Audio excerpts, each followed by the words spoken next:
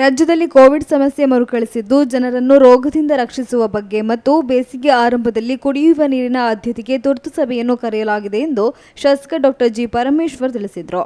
ಪಟ್ಟಣದ ತಾಲೂಕ್ ಪಂಚಾಯಿತಿ ಸಭಾಂಗಣದಲ್ಲಿ task force ಸಭೆಯನ್ನು ನಡೆಸಿ ಮೀನುಗಾರರಿಗೆ ಫಲಾನುಭವಿ ಕಿಟ್ಗಳನ್ನು ವಿತರಿಸಿ, ತಾಲೂಕ್ ಪಂಚಾಯತ್ ಸಮುದಾಯ ಭವನದಲ್ಲಿ ತುಮೂಲ್ ವತಿಯಿಂದ ಹಾಲು ಉತ್ಪಾದಕರಿಗೆ ಚೆಕ್ ವಿತರಿಸಿ, ತಾಲೂಕಿನ ಹುಳಿಕುಂಟೆ ಗ್ರಾಮದ ಬಳಿಯಲ್ಲಿರುವ ಸರ್ಕಾರಿ ಕೈಗಾರಿಕಾ ತರಬೇತಿ ಸಂಸ್ಥೆಯಲ್ಲಿ ವಿದ್ಯಾರ್ಥಿಗಳಿಗೆ ಟೂಲ್ ಕಿಟ್ ವಿತರಿಸಿ, ಕಿತ್ತೂರು ರಾಣಿ ಚೆನ್ನಮ್ಮ ವಸತಿ ಶಾಲೆಯ ಮೂಲಭೂತ ಸೌಕರ್ಯಗಳನ್ನು ಪರಿಶೀಲಿಸಿ ಹಾಗೂ 8 ಗ್ರಾಮಗಳಲ್ಲಿ ವಸತಿ ರಹಿತರಿಗೆ ಆಶ್ರಯ ಯೋಜನೆಯಲ್ಲಿ ಮನೆ ನೀಡಲು ಭೂಮಿ ಪೂಜೆಯನ್ನು ನೆರವೇರಿಸಿ ಪತ್ರಕರ್ತರೊಂದಿಗೆ ಮಾತನಾಡಿದ ಅವರು, ಈಗಾಗಲೇ ತಾಲೂಕಿನಲ್ಲಿ ಕೋವಿಡ್ ರೋಗವು ಕಾಣಿಸಿಕೊಳ್ಳುತ್ತಿದೆ.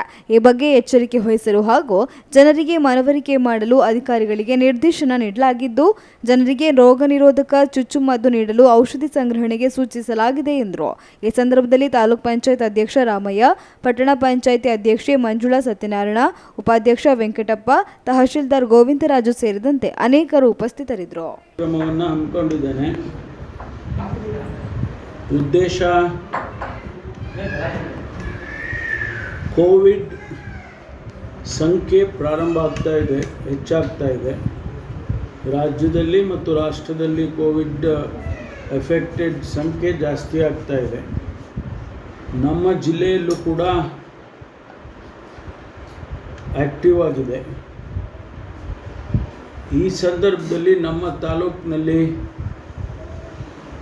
ಮುಂದೆ ಬರ್ತಕ್ಕಂಥ ದಿವಸದಲ್ಲಿ ಏನು ಕಾರ್ಯಕ್ರಮಗಳನ್ನು ತಗೋಬೇಕು, ಏನು ಎಚ್ಚರಿಕೆ ಜನಗಳಿಗೆ ಕೊಡಬೇಕು ಮತ್ತು ಸರ್ಕಾರದ ನಿಯಮಗಳಂತೆ ಏನೆಲ್ಲ ಕಾರ್ಯಕ್ರಮಗಳನ್ನು ಮಾಡಬೇಕು ಹಾಗೆ ಅಂತೇಳಿ ಅದಕ್ಕಾಗಿ ಒಂದು ರಿವ್ಯೂ ಸಭೆ ತಗೊಂಡಿದ್ದೆ.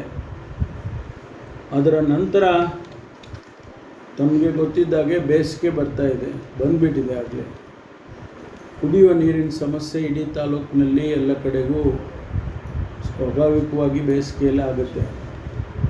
ಅದಕ್ಕೆ ನಾವು ಏನು ಕ್ರಮ ತಗೋಬೇಕು, ನಮ್ಮ ಹತ್ರ ಏನು ಹಣ ಇದೆ, ಸರ್ಕಾರದಿಂದ ಹಣ ಏನು ತಗೋಬೇಕು, ಇವೆಲ್ಲವನ್ನು ಕೂಡ ಚರ್ಚೆ ಮಾಡಿ ಒಂದು ತೀರ್ಮಾನಕ್ಕೆ ಬರಬೇಕು ಅಂತೇಳಿ ಅದರ ಬಗ್ಗೆ ಕೂಡ ಒಂದು ಸಭೆಯನ್ನು ಮಾಡಿ ತೀರ್ಮಾನಗಳನ್ನು ತಗೊಂಡು